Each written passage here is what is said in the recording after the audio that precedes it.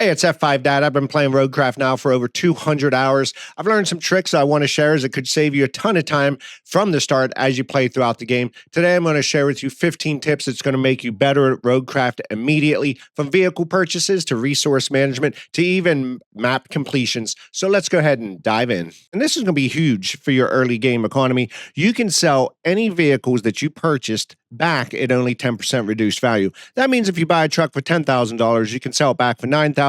It's way more generous than most games. And look, here's why it matters. And if you buy a vehicle thinking you need it and realize it's not the right tool for the job, feel free to sell it back. You're not going to lose a ton of money. Again, it's only 10% that you're going to lose of the original value. Speaking of buying and selling vehicles, that leads me into tip 2.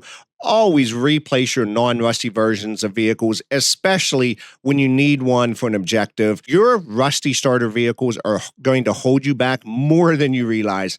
So my next tip is all around the gears and the all-wheel drive. So always keep the differential lock and the all-wheel drive enabled. If you look at the bottom right of your screen, you're going to see transmission icons. Make sure that the AWD is active and the differential lock is engaged. This is going to give you maximum traction on mud, sand, and rough terrain with basically zero downside. Low gear is going to be a little different. Only use low gear when you're actually stuck or climbing extremely steep terrain. Low gear is going to give you more power, but it is going to reduce your speed significantly. If you're driving around in low gear all the time, you're wasting a whole lot of time. Make sure to switch to high gear for normal driving and drop to low only when needed. So my next tip is around the asphalt paver, and I can tell you right now, this thing is the most horrendous vehicle I think I've ever driven. Honestly, a quick tip, guys, simply drive the paver backwards when laying asphalt. It does work. So the easiest way to do it, position your paver at the end of the road section you want to pave, facing away from where you pave, engage the paver, shift into reverse, and back up. I'm going to say it took me about 150 hours till I realized this, as crazy as that may sound. Use the heavy transport for mass material hauling. The heavy transport has a huge flatbed. You can stack 6 to 8 concrete slabs on it, 10 to 12 steel beams, and a mountain of pipes. When you're clearing a map and you need to move resources from one facility to another, or when you're selling materials at the construction depot, the heavy transport lets you do it in one trip that would take you 3 to 4 trips with a regular cargo truck. Simply cancel the convoy routes after all rewards have been received. Once you cancel that route, your AI trucks will stop running. You're not going to get any more stuck truck alerts.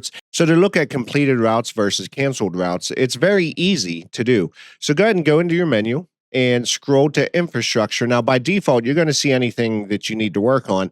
But if you look down at the bottom, down here at the bottom, it does say completed requests. So all you got to do is if you click X, you can see everything that's been completed. Now, the key is to look for all awards received on your plot route. And all you got to do is hit open, just hold down, and you're going to clear that route. Now, you no longer have to worry about the AI vehicles getting stuck, getting those annoying messages. Also, So my next tip is another huge time saver that most players don't realize. If you have a base on a map with a quarry inside that base zone, you can teleport directly to it whenever you need sand. So here's how it works. Open your map, select the base that's inside your quarry zone, use the retain to garage function on your dump truck. Your truck will teleport to that base. The benefit of doing this is now you can take that same dump truck that's filled with sand, teleport it back to a base that might be closer to your objective, and that sand will not disappear. So just remember, if the base you're teleporting to is outside of the quarry zone, you can't use this trick. I have found on most maps, you're always going to find at least one base that is sitting inside that quarry zone. So if you've already completed a map, go back and sell all of your extra stored resources and even cancel the bridges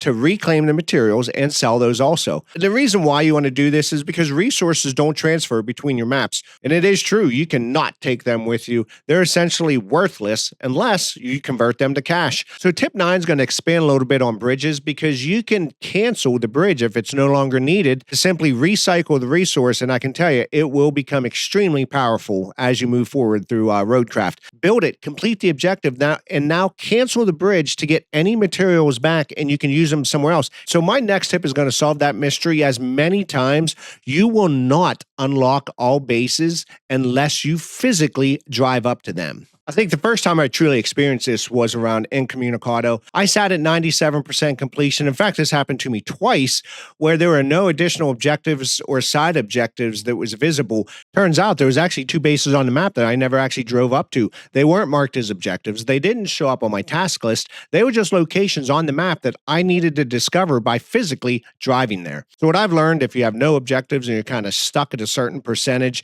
simply look around the map and look for any base icons that might be grayed out or simply unmarked. And I think this is going to go without saying, but to immediately buy the Mule T1 when available because it does have a crane and a cargo bed and it will save you literally hours. So basically, buying this vehicle, here's what it solves. The Mule T1 combines both functions into one. It has a powerful crane on the back and a flatbed cargo area. You drive to the site, use the crane to load cargo onto your flatbed, strap it down, drive directly to the destination. One trip, one vehicle, massive time savings. This truck should be your first major purchase, and it will pay for itself. Another huge time saver is 99% of the time, you do not need to create an entire paved road. Simply lay sand, smooth it out with a dozer. Here's why asphalt is usually overkill.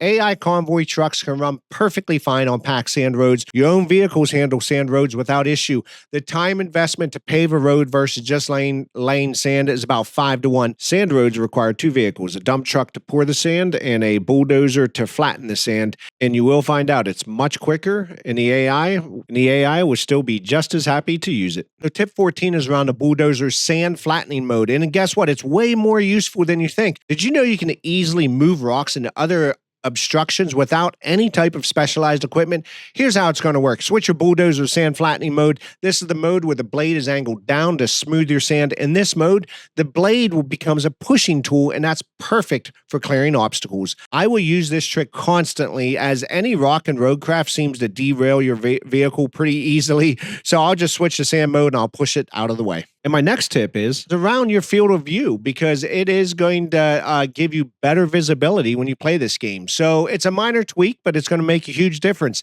Adjust your field of view to maximum. It increases on-screen visibility and makes navigation way easier. So go into your settings, find the camera options, and max out your field of view slider. Now, I do want to caution because the more you see, the more strain it is going to put on your computer. So I think the default field of view in Roadcraft is pretty narrow. I think it's to help the game run maybe on lower end hardware.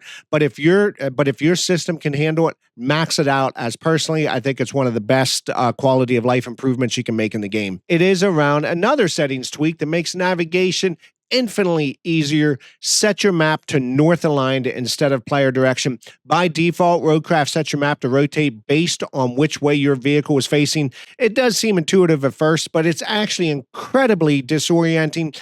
Every time you turn your vehicle, the entire map's going to rotate, and you will lose track of where things are relative to each other. To update this, go into your settings, game, camera alignment, and change it from player direction to north. Those are my top 15 Roadcraft tips after many hours in the game. If this helped you out, hit the like button and subscribe. I do cover Roadcraft every Thursday, my favorite weekly Steam sales every Tuesday, and deep dive reviews every Saturday.